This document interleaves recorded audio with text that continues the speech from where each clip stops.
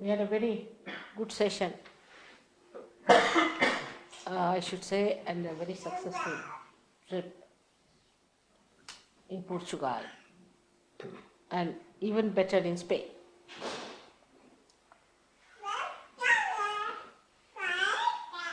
Portugal is a place where gurus have touched very nicely, because people are too simple, I think.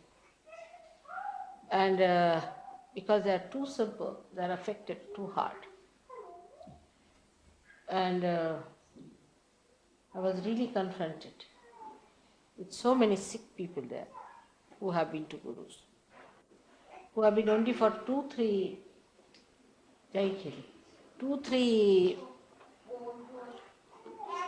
years with that, are badly affected. And surprisingly, how the whole thing is exposed, that we may be able to do much better in Portugal.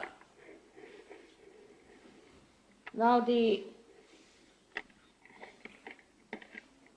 Portuguese people get a lot of wine, they drink a lot. They really drink. I mean, they have all kinds of wines in their country. It's a very big problem of that place is it has many wines. And I think the drunkenness make them extremely lethargic. And that lethargy brought down that empire. You can see it's a very huge place. I mean, the buildings, if you see, are very beautifully done. Lots of buildings with lots of architecture, and all that is like a desolate place. The reason is the people who were at a time quite affluent, were doing well. Gradually unemployment started settling down. Lots of strikes, just the same thing as I feel is happening in this country. And unemployment and amounting to starvation. First they used to get doles and all that as we get here. Gradually it stopped. Now it's so bad that all of them have to depend on their parents. There's no way. They have no source of income. Very few industries. It's one of the poorest country in the whole of Europe.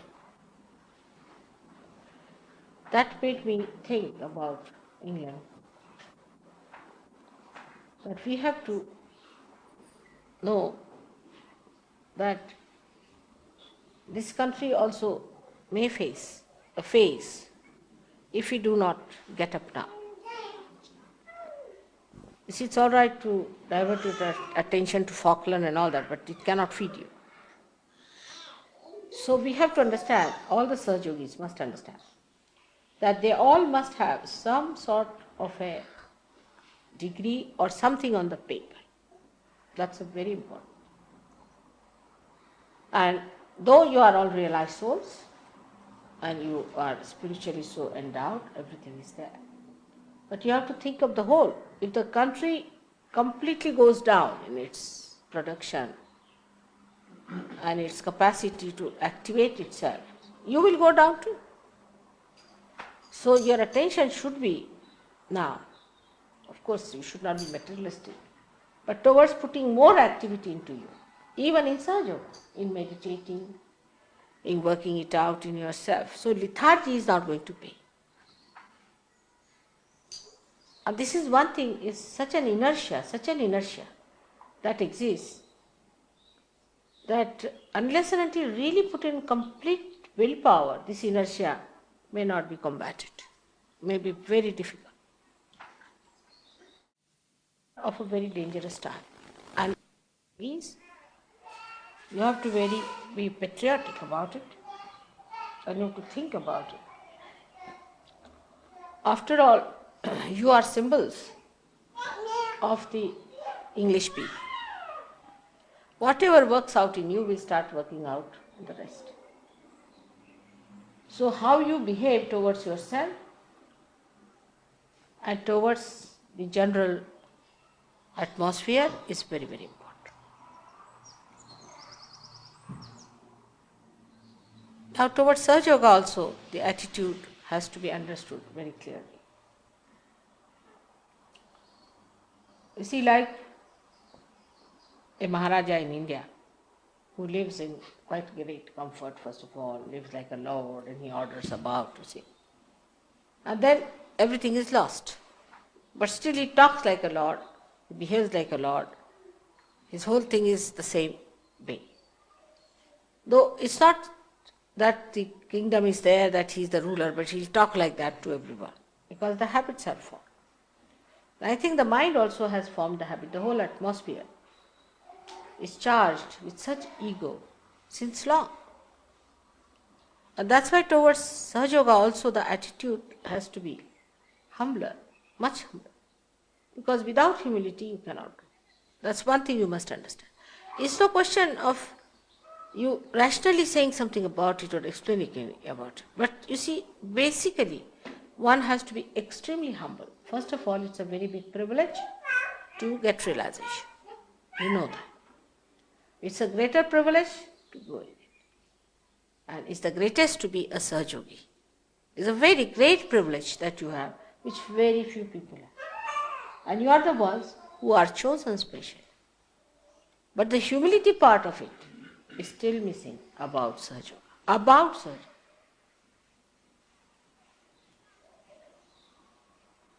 Like we should ask, make me a better Sahaja Yoga, a humbler Sahaja Yoga, a compassionate Sahaja Yoga, a sweeter Sahaja Yoga. Dissolve my. This is very important, we must understand. Because whatever works out in you will work out in this country. Arrogance is something that with ego you can never understand you have been arrogant. The way you talk to others, the way you behave towards others, you will never understand because there is ego. If you are standing in the darkness, the light is there, but it is covered with something. How will you understand where is the light? So humility must be there, because you people have very developed brains, very developed, overdeveloped brains.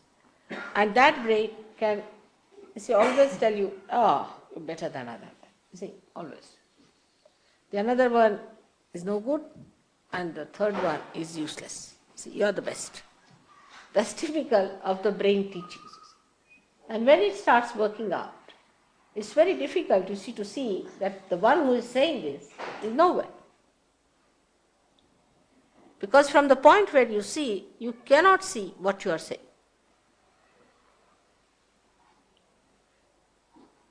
What you see is the whole thing as if you have to command it. You have to ask for it. Of course, the quality is very much changing now. Everybody is becoming very, very, very sweet and sober, and nobody now demands anything from me. Like, you must give me this, mother, you have to do it, you have to look after me. After all, I have been to your Caxton Hall once, you see. And how dare you do not look after my mother when she met an accident. Something like that. That's over now. That's over.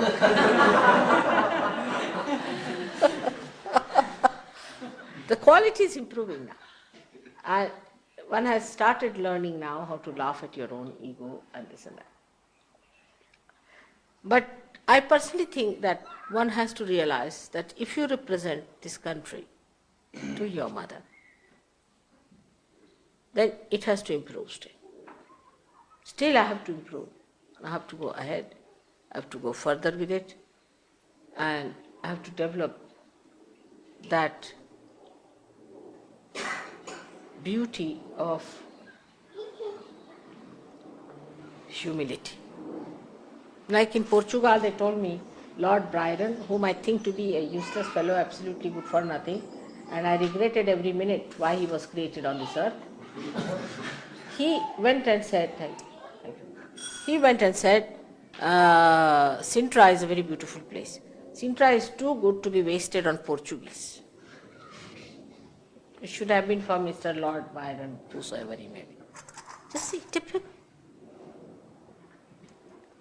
And it pinches everyone, everybody feels. But think, if you are the person about whom it is said,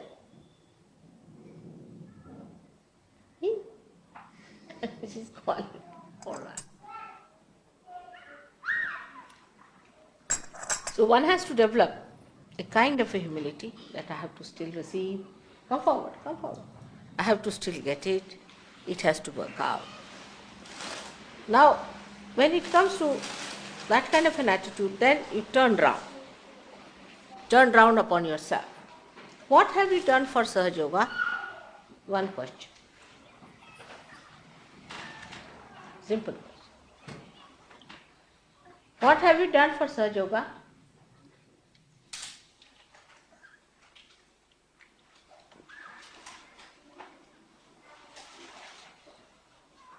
How many people have you given realization? How many people have you been able to cure? How much peace have you got within yourself? How much blissful are you? How much compassion have you got? How much forgiveness and patience you have for others? How much of sharing you can do? These are the signs of Sahaja Yogis.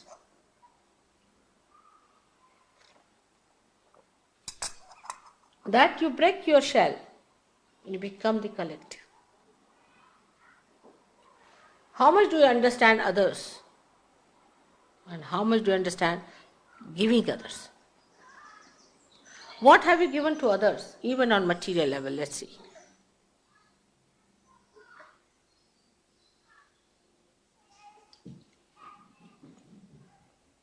These questions should be put to yourself. On a very material level, these questions have to be asked. On a very material level, because the light comes down up to material level. How many people you can forgive?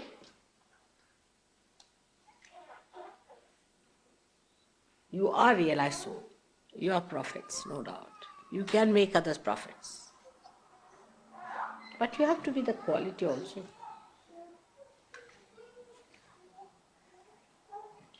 The quality of a prophet is his nobility. He's so noble. Nobleness. In comparison with other people who are not realized souls, he is nobler. He is more dignified. He is much more forgiving. So the whole way of dealing with others will change. He is obedient.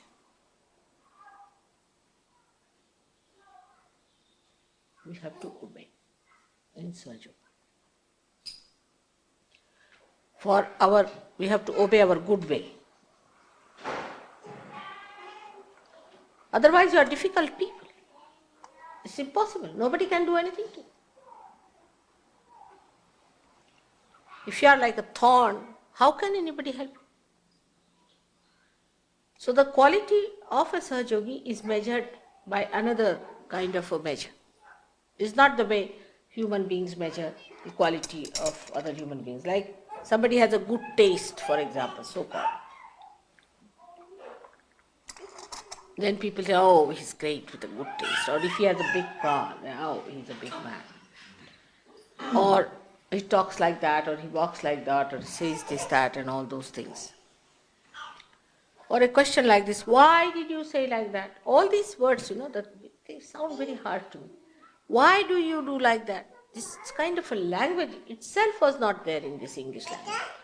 Nowadays the language is so changed and very rude, very arrogant, and very harmful. So first ask yourself, because Sahaja Yoga will spread, of course, slowly and steadily, I hope, only through your images. You are the reflectors. You put my thousands of posters.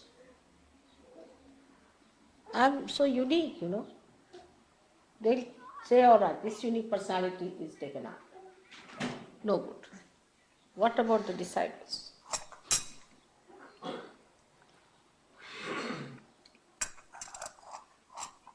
So, actually, whatever is in the lower level animals is important. Like in lower level animals, the king is the one, say the tiger, has to kill an animal, big animal. It is he who only can kill. Till human stage also perhaps it is so. The one who can really dominate others, survival of the fittest, is the rule. Is the other way around now. It's changed completely.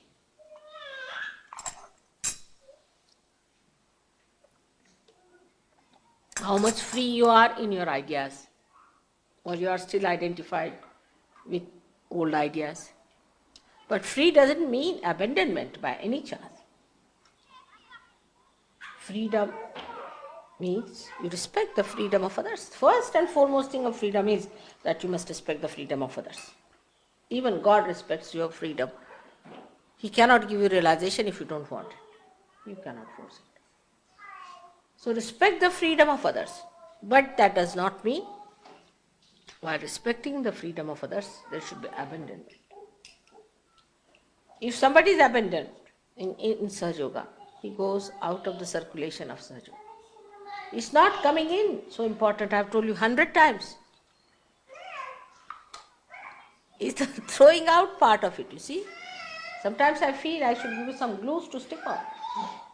Maybe the wheel can turn very fast and some of half-baked may be thrown out back again into the oven. So, I feel in these countries where I went, Spain, they call it Spain still half developing, Portugal developing. I don't know what you think about Italy, whatever it is called. Very humble people. Very humble from the very first day. Anyone who comes from the very first day, they are very humble, and because they are humble, they are sensitive to me. Because you have to be really very humble to be sensitive to me. That's a fact. Because I am too simple, naive, as if I do not understand anything. I look like that. As if I have no knowledge of anything. Very simple woman, talks in a very simple way, is very friendly. All right. So to understand me, you have to be extremely humble.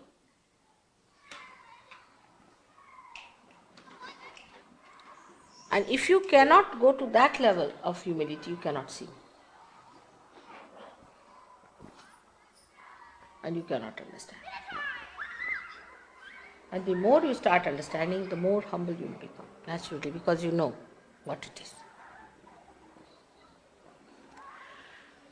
So, I have told you many times about humility part of it, but my experience of these countries was, where I went there, they are very humble people, very humble. About Sahaja Yoga, extremely humble they were. Even the new people were very humble. Spanish people, same thing, extremely humble. You see, Don had told me that they have an ego of a bullfighter, but the one who came this time was so humble, I was amazed.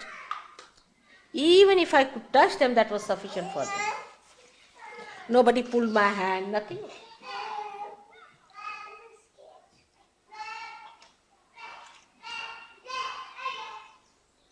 So this is what it is. One has to understand that we have certain tags of our past, which has to go down. The language should be extremely humble language. Try to read.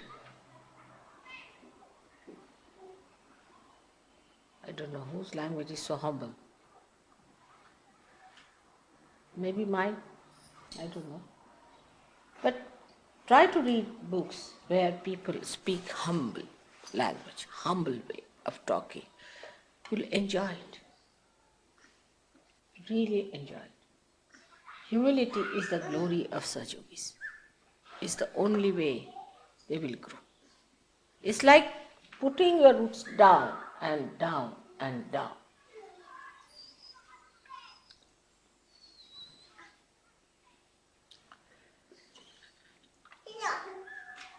The people who went from here were themselves amazed at the humility of the people who were there. Very much amazed. The way things are working out there, the way they helped us and did everything for us. And I'm sure now in Spain we'll have a very nice, very nice center. Of course, the ambassador is a very humble man, you know him, too humble. And he might be coming here, and one day I want to call him here to the ashram also. He and his wife will be here.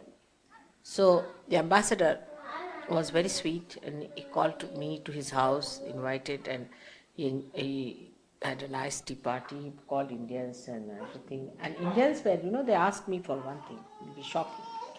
They said, what about something to depend upon? See, can we have your photographs or something? It must be having some vibrations. Should we use your photographs for our worship?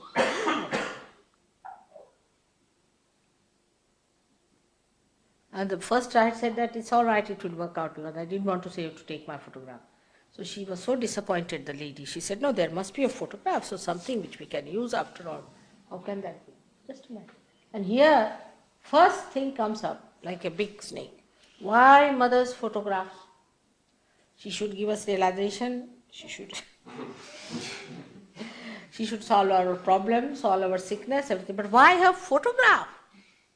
This is too much. In this, you can see the ego of the people.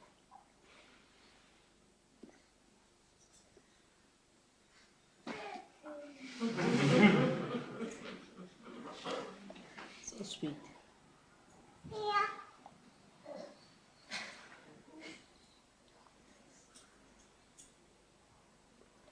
Now regarding ashram, I had asked him to make certain rules and regulations.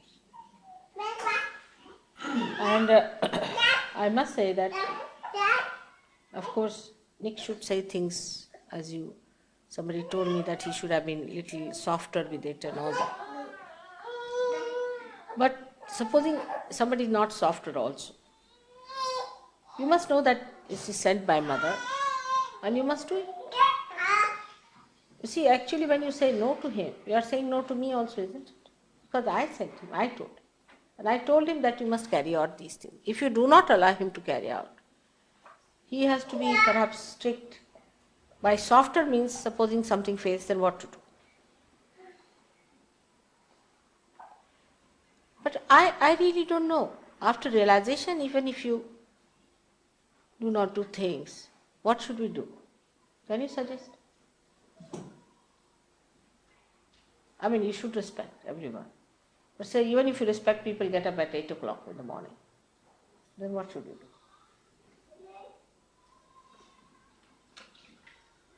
What should be done? You just tell us. John? Tell me. I mean, it is really surprising. You are now prophets. Do you understand your quality? What are you? What have I given you? Then what should we do about it? See, these are so simple things, like children also. If you are in a hostel, you are made to get up in the morning, take your bath, get ready, walk out. I mean, if you do not listen, anyone, I mean, it's simple. Then what should one do with prophets? You just tell. This is not the problem in Australia. But Englishman going to Australia create problems. I have seen. Sally, what a problem, Bapre. You could see in contrast her ego, absolutely in contrast. I could see her clearly. Very much different. Though she said that she was in, what place she was in? Jersey. Jersey. And there booths caught her. But all the booths were egoistical. That's the point. Such a contrast, If we have to move as one body, and you are enlightened, part and particle of the same body. Supposing this finger says, no, I will not do it. Now somebody is, say, putting a big attack or something, and this hand says, no, I will not work out. Then what to do? Actually, it's a very big dilemma for me. Because a hand which is forced to do it will never do it properly. If you don't force it, then what happens to that hand? I mean, just see, the diligence is very important. We should not take things for granted. You see, we take ourselves for granted, everything for granted is not proper. We have to work hard. We have to work it out ourselves. You see, even if you have 10,000 surgeries, say, what is going to happen? The quality is so poor there, isn't it? You have to get up in the morning, do it meditation, you have to grow still much more. And you are so very few. I have to use you only. Of course, nobody can force you. And even if you force, a forced labor is not going to help in Sahaja Yoga. That is, you take it from. It cannot. So these people are where do they stand?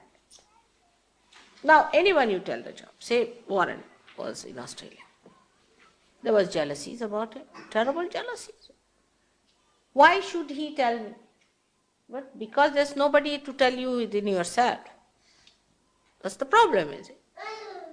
So that which is sleeping, I put it into one man. All right, this man is going to tell. But then that person tells you, then people feel jealous.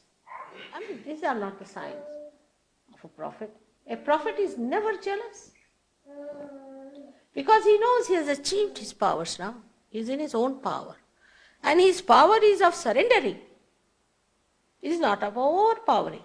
You see, you cannot see the other side of it. You think power means you sit on somebody's head, then I am very powerful. Like a woman, if she can make her husband dance to her tune, then she thinks, oh, I am the most powerful woman ever living.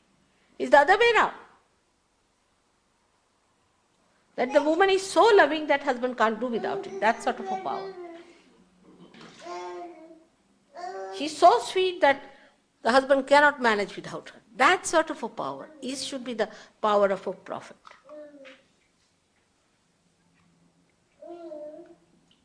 And these things are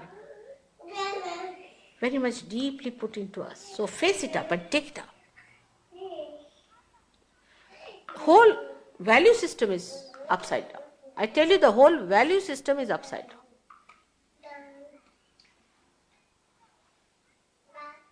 See my life, own life.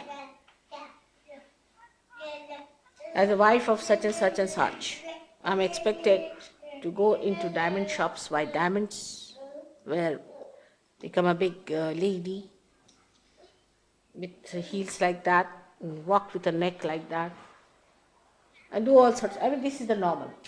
It's expected. And shout at the chauffeur, and shout at the servants, and shout at everyone, and behave in that manner. I mean, that's what it is, the power is. You see, that's how the women express their husbands' positions. But the other way around is the situation of a prophet. The prophet asserts its powers through love. How much can you hate me? I love you double. Always. Whatever you will hate me, I'll love you double of that. Then what will happen? But to love, one has to sacrifice. One has to give. One has to bear. Love doesn't hang in the air. That's one thing people don't understand. Love is not only talking love, or if you are a little gentle to someone is not the point. But even that bearing is a joy, because ultimately you are doing it for love. If love is the joy-giving thing, then that bearing is not much. You are doing it for love's sake. See, because love, unless and it is shared, you cannot enjoy. So first we have to be strict with ourselves, I think, will be a good idea. And loving to others. That may be the way we might work it out. By God's grace, we have a very nice place as an ashram. We might get even better places. You are the God's own blessed people. No one can believe that we could have such a nice place. But what are we willing to do for it? That's the point we should say. Don't take things for granted. I must warn. I know England is the heart. But in God's realms, one can create many hearts. Not so difficult. So more harmony should be brought in. Even you'll be surprised in France, it's so harmonious and so beautiful.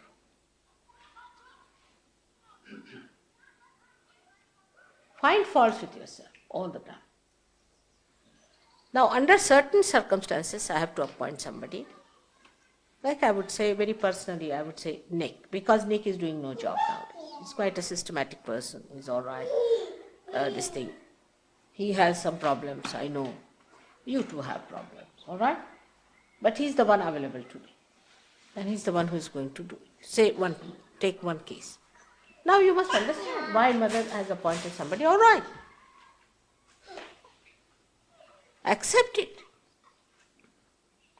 Because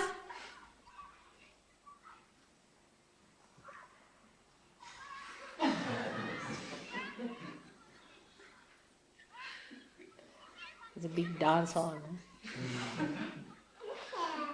They are trying to entertain. You see, look at this dancing.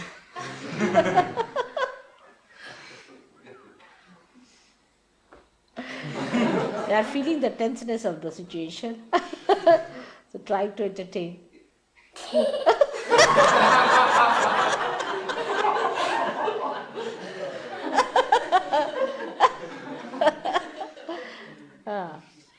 That's it, that is love. See, they want to relax. They want to relax. They want you to feel nice, to be joyous. Look at them.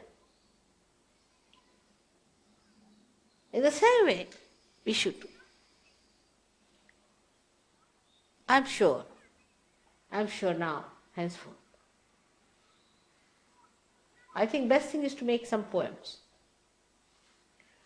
That may be a solution. All right? Let's see. And let everybody start writing poems. It will be a good idea. And that will work out. I'll sing the song of praises.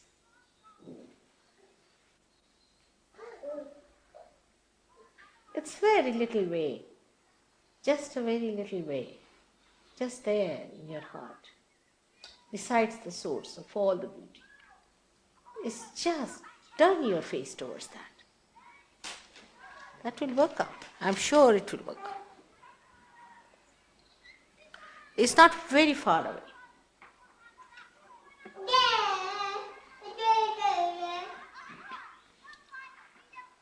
Let her also stand there, she'll enjoy.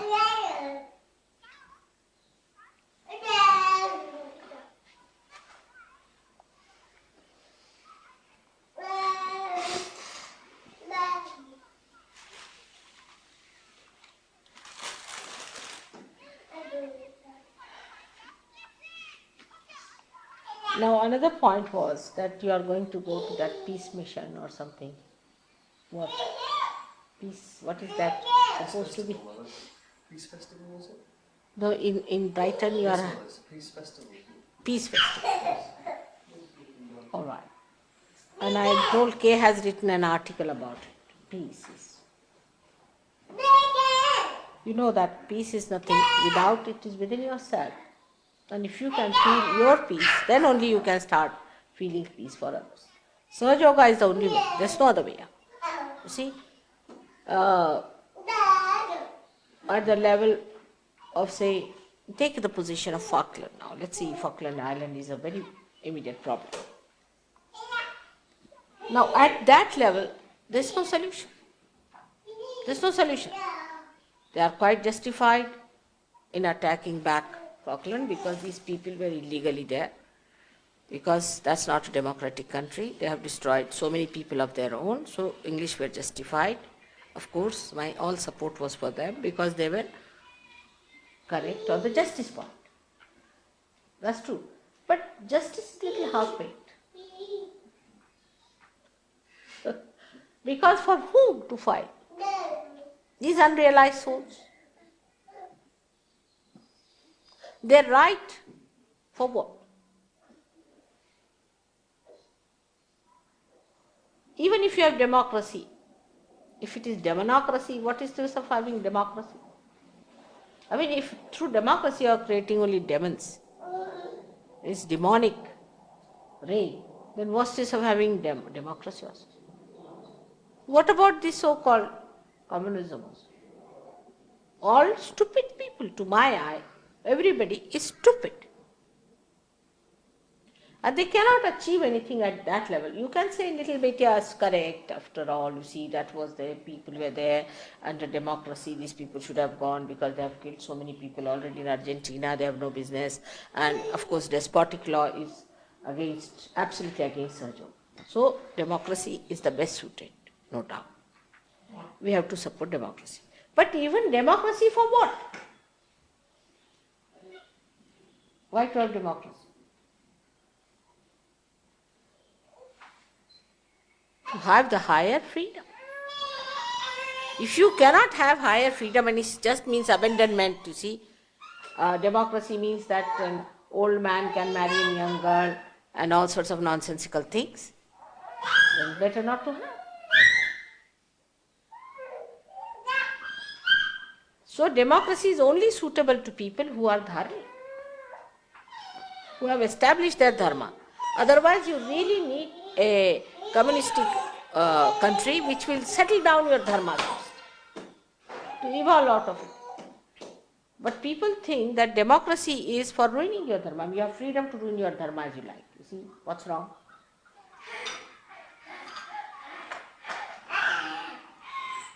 It's a very, you see, you cannot say, it's a dilemma again.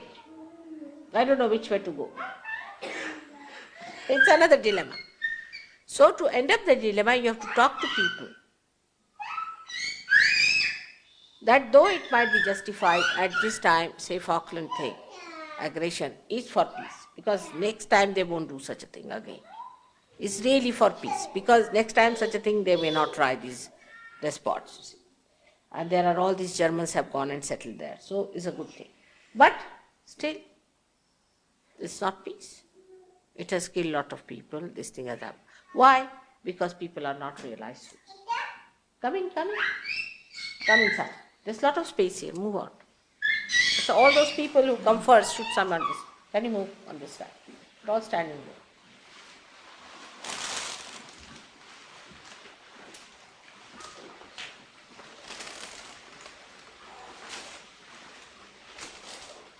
So all these political institutions are a big joke without realization. They are not yet fully human beings, they are not fully developed because they have not found their spirit.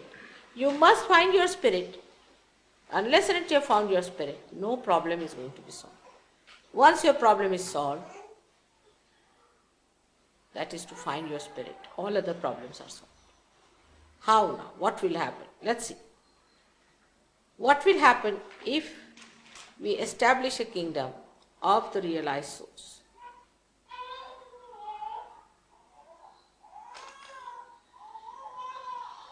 Let's hear the scholar. What should happen?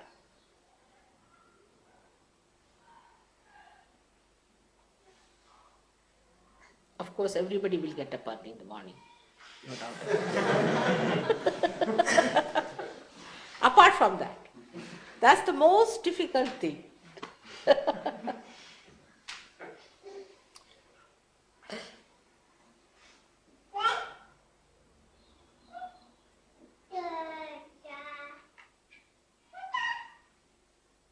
Tell me. Whatever you say will happen. So that's what I'm asking. Nobody will attack such a state. Huh? Nobody will attack such a state. There won't be any states. You see, God has not made any states. It's a madness. I tell you, when I was born, I was surprised, oh God, what has happened? See, God has not made any one of these things. It's a very different thing than what, you see, I expected. You see, God has made a beautiful land, all right, like this one sari like that. Now you have to have some design pattern. So He made some beautiful mountains and some nice, you can say, areas, and some are desert, some are, you see, to create the whole system, if you see, has worked out in such a way that you have equator and you have the sun there, so the winds start moving. You see, it's all created so beautifully. So you have different types of countries and different types of places. Now, after creating that, human beings, stupid as they are, they divided themselves. I mean, it is stupid. I tell you, really, there is no need to divide like that. So they created states. There was no need to create a state. But you see, it happened like this, that in the beginning they created state because they wanted to have a, what you can say, a hut to protect themselves, then a village, then a city, now a state. Now after state, what is the next situation? The whole world.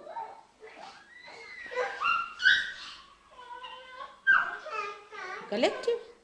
This is the breaking through. Is one word. It is. I believe it. To me, it's nonsense to see it in so many. I can't understand walking in the, you see, this customs and all that, carrying your passport, that criminal number so and so. And apart from that, you carry your photograph, and then there are so many things. By the way, my passport is completely filled now. You have to get another one. It's like that. See, everywhere you go, you look like a criminal. They look at your face and then they stamp you. All right, you are stamped. Go ahead.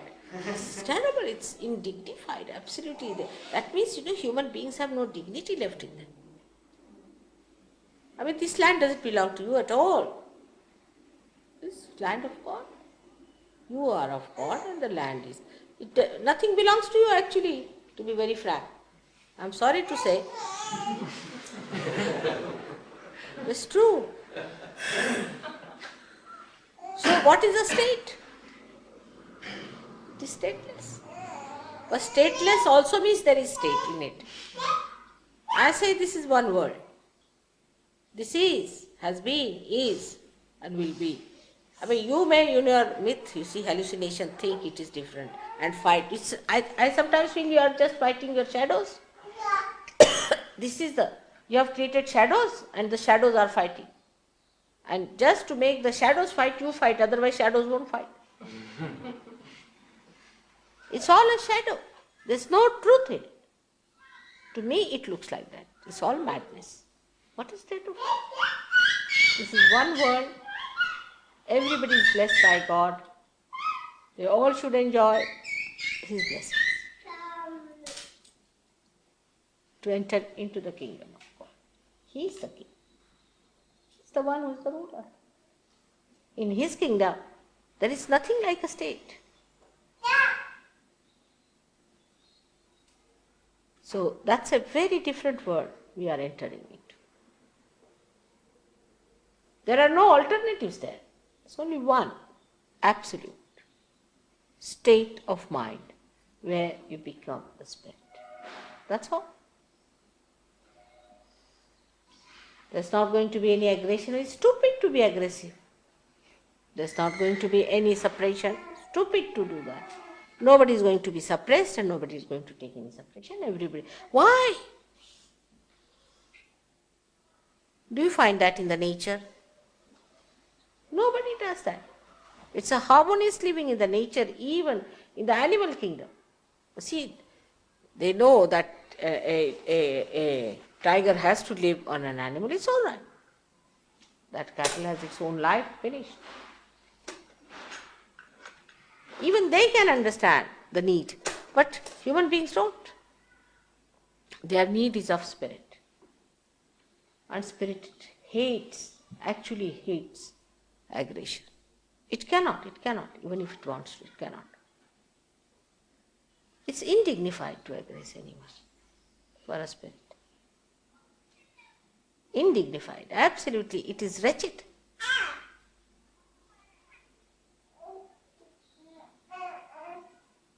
So that is what it is. That we'll all enjoy love of God, His blessings. And all our limitations will drop off. So-called bhuts, as you call them, will all run away.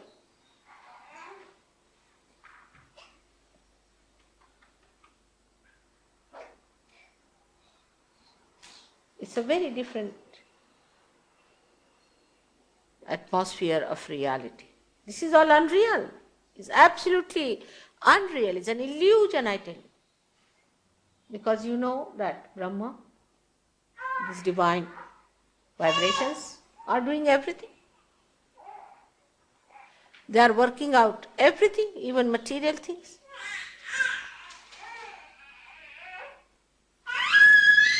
Everything they can achieve. Apart from that, they give you that source of joy which takes you onto that atmosphere where you exist and enjoy. All the illusions created by human beings will drop out. This is all illusion. Believe me, it's all illusion. There is no truth in it at all. But through illusion, you can work out.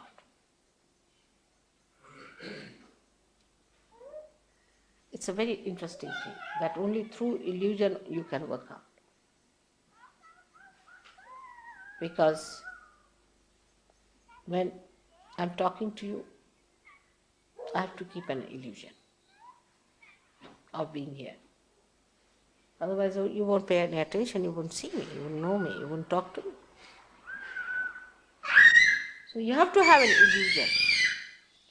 But I know this is illusion. That's all.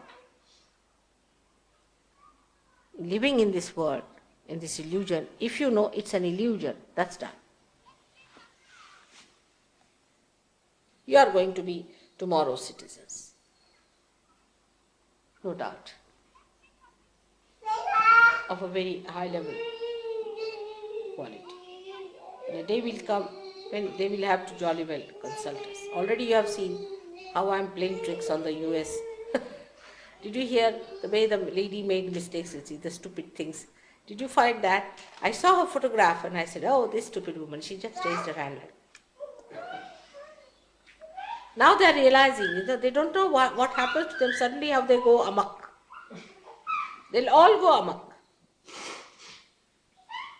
And then they will have to find out how they should be controlled. What has happened, how did it happen. All these tricks one has to play, with all of them. Now, after the last war, perhaps, people may not come out with very aggressive words, perhaps, maybe, because it would be unpopular. But they'll do such stupid things to prove that they are good for nothing. All this can be done. But you must know it's an illusion, all of you, because you are different things. You are seeing through different eyes. You know what is Brahma is. So you must know. And raise your quality. Raise your quality. In normal life, supposing, you see, like I'll say, that somebody is a peon, then he dresses up in a particular way. Then he suddenly becomes an officer. Then he becomes a different style. He walks in a different way, his gait changes, style changes. So now you have become prophets. The whole thing has to change. Either you don't accept this position, but if you are accepted this position and you are paid for it, then better be that. I mean, you can't dress up like a peon if you are an officer, can you?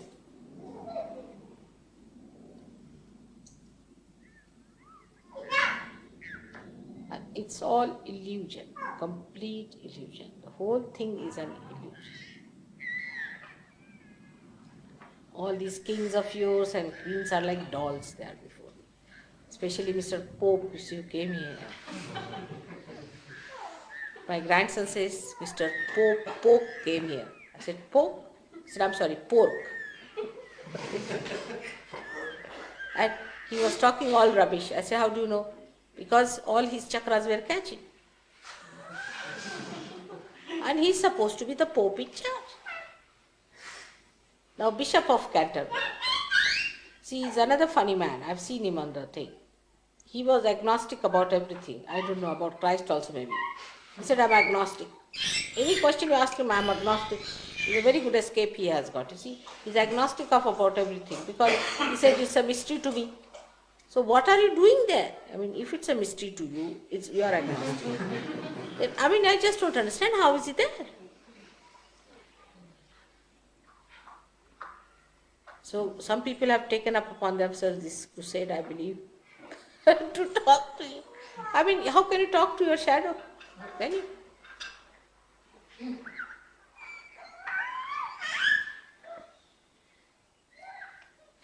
So the people live in the shadow state. And you should not symbolize yourself as shadows. You should symbolize yourself as reality and look at them as shadows. See? In a way, in a very dignified way. Oh, this is a shadow, Just pity them. But not an aggressive way, but have compassion about them. Say, no, sir, this is not so, you are sadly mistaken. This is the shadow of life. The whole Christianity is doomed because they started running after shadow. This Mr. St. Paul, I don't know how he came into Bible. Now you are a theologist, you tell me, John. How did he enter? I mean, anybody who says he saw Christ, is he supposed to enter into the Bible? How did he? I mean, his sayings and his words and his letters are regarded as the letters from the Bible.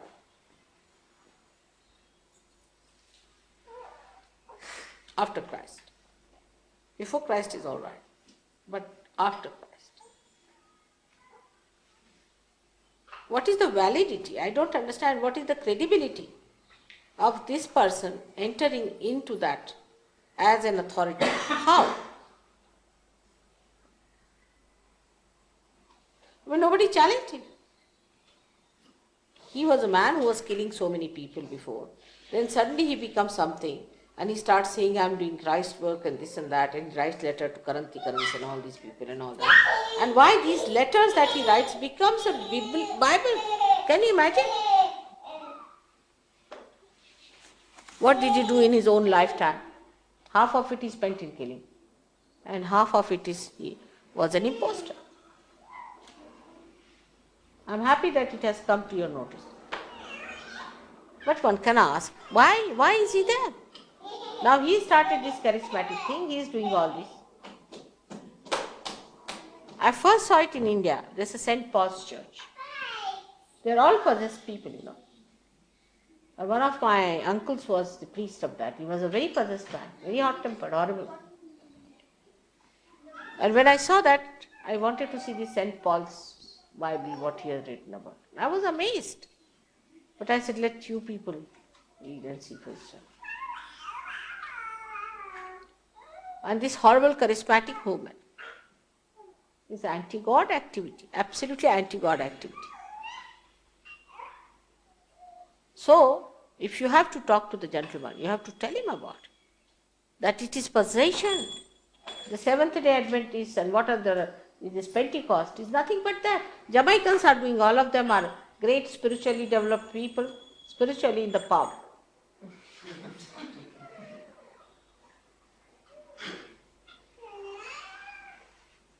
I mean, there should be certain norms, isn't it, about a person who is supposed to be a prophet or something to do with God, you see.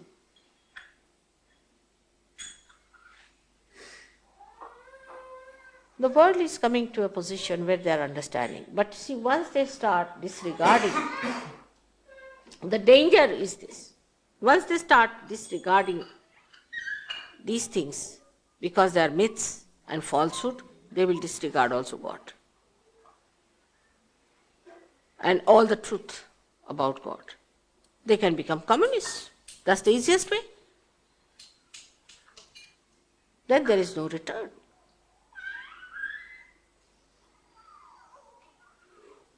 It's a dangerous situation.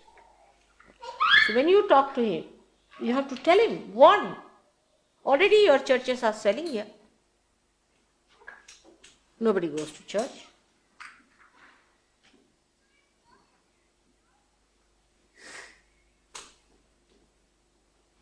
Now about the environment. They are having a meeting on environment. That too is only solved through spirit. All environment problems can be solved only spiritual if you have spiritual ascent. Otherwise you can't. You try anything, it's like patching up the sky. See now, it's a very deep-rooted thing that we don't understand, that spirit is the most practical thing. You see, we think spirit, we think it's like a drunkard. No? Spiritual man is a cult. He's a drunkard. He's most abnormal. It's funny. Either he hits people or runs away from them. This is the idea we have got about a spiritual person. But just see, you are spiritual. You will find it impossible to use plastics after some time.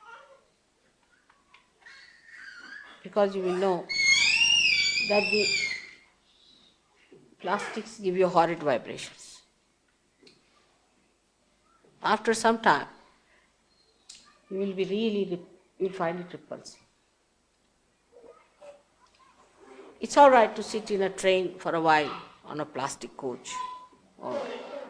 But to sit in your house on a plastic all the time would be horrible. And to wear a plastic coat all the time, our body will refuse. So when people will be spiritually awakened, they'll give up all these nonsensical things. So they may say, then what will happen to the machines? Now machines are for us, we are not for the machines. This is another concept, is whatever create is for us, and we are not for that. All right, doesn't matter. Nothing will go wrong with the machines. Machines should be used for anything that is a public work, like for your motor cars, for your trains, trams, all public work which is outside. For houses at the most, you can use machines. But for personal things, you must use handmade things. For spiritual people would like to wear something that is handmade or real. When I can't wear a nylon sari, not that I am very fussy about things, but I just can't wear.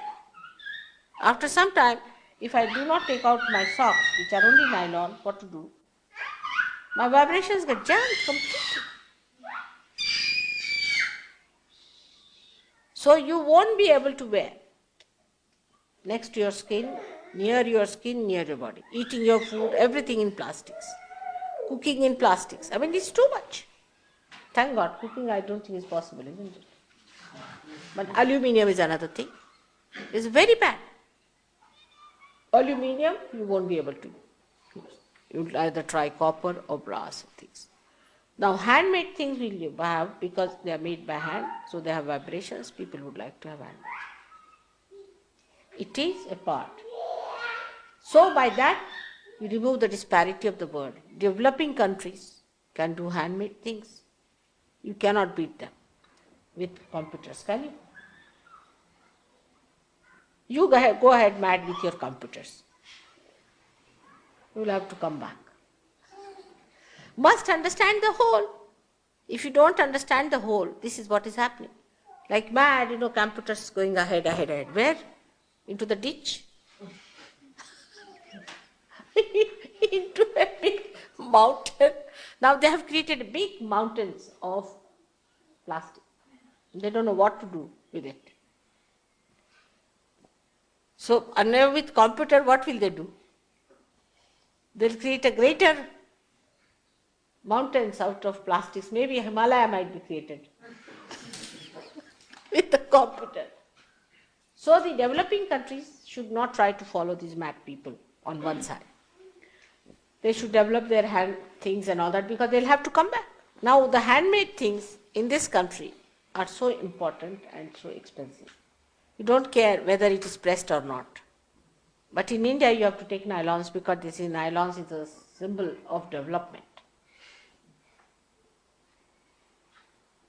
Not of overdevelopment perhaps, but of development. So they must take to nylons and plastics and to stainless steel and aluminium if possible. That's what we are doing. When you have less things consumed like that, you use less things from your motherland. Because handmade you cannot go on mad like a machine goes like a Rakshasa eating away everything and producing more. It has to live like that. It is not economical. So when you have handmade things, you have more value for your things, you look after them better, you feel better, you are comfortable, and you need not be that smart, you see, machine made. That idea of smartness is going now. So the developing countries should also learn a lesson. They are going after you, they are running fast. They try to run faster, they cannot. Thank God, they cannot. But they should stick on to that side. You see, one part of the country has to do something, another part has to do something else. But you people have to look after the side of machines, all right. I mean, handmade things, what can you make? Some ceramics, I think. Apologies. Some apologies for that. You better do what you know better. And let them do what they can do better and share. If this balance is established, there is no aggression.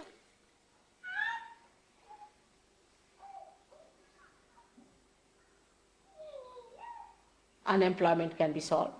All the problems can be solved if you take to handmade things. We should take to handmade things. As far as possible, Sahaja Yogis should use handmade things. I mean, not the cars, but for their personal use. Even I would say soaps that you use are horrid. The soaps that you get in England are not meant for your skins at all, for Sahaja Yogi's skin. I can't bear them. What you have to is natural soaps that you get from any country if you like, but natural soaps, which come from natural oils. Foods also, natural food you must eat, more natural food than artificial. All that will give you a better living, and that is called as alternative. All right, that's alternative is important. But that doesn't mean you go on a bullock cart. You can export your trains to India or your cars to India and get khadi from there. All right? Mutual understanding. Because we are part and parcel of one whole. And we just cannot exist by our only growth because then we become malignant, you see. One cell eats another. You have to, if you have a machinery, you have to eat other. Because you produce so much, you must find markets for them, you must supply them, you must send over, then you must have other countries to exploit them. People have tremendous respect for Mahatma Gandhi, but I don't know if people understand what he said about machinery. That doesn't mean the people who are doing machine work should give up by any chance.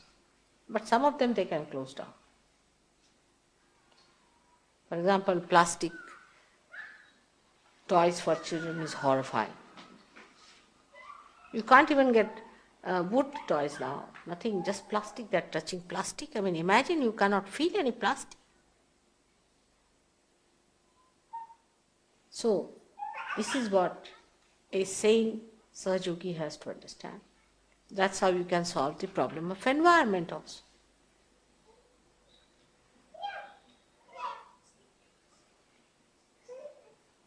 Thank God, somehow with your affluence and too much of machinery, All the Western people, I'm happy to know, even in Portugal, realize the value of handmade. But in India, if you offer somebody in a handmade thing, they say, oh God, they have no money. But stainless steel, great.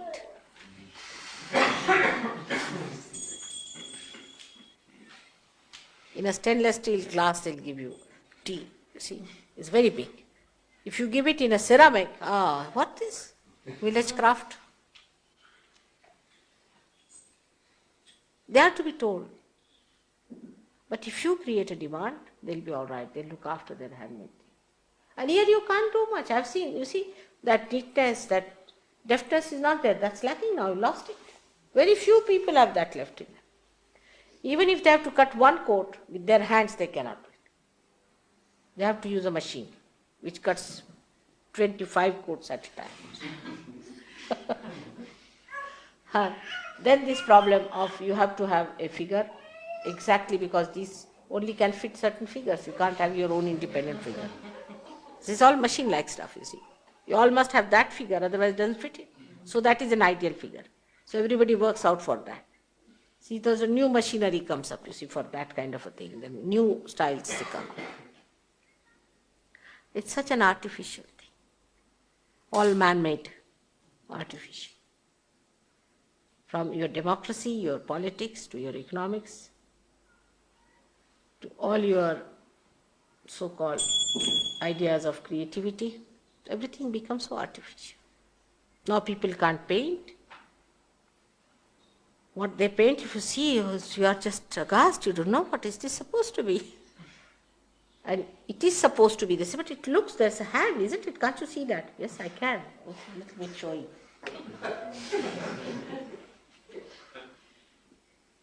They can't do anything. We can't have Shakespeare.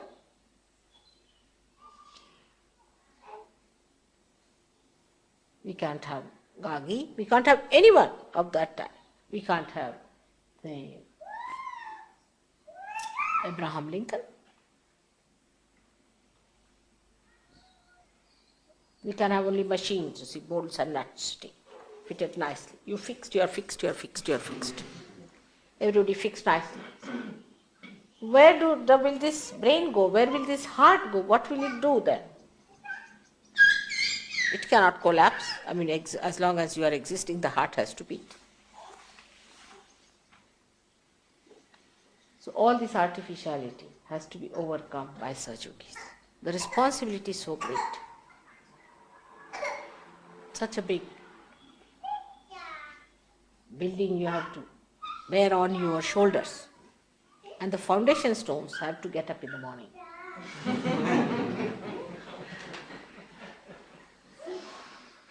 To be chiseled out properly.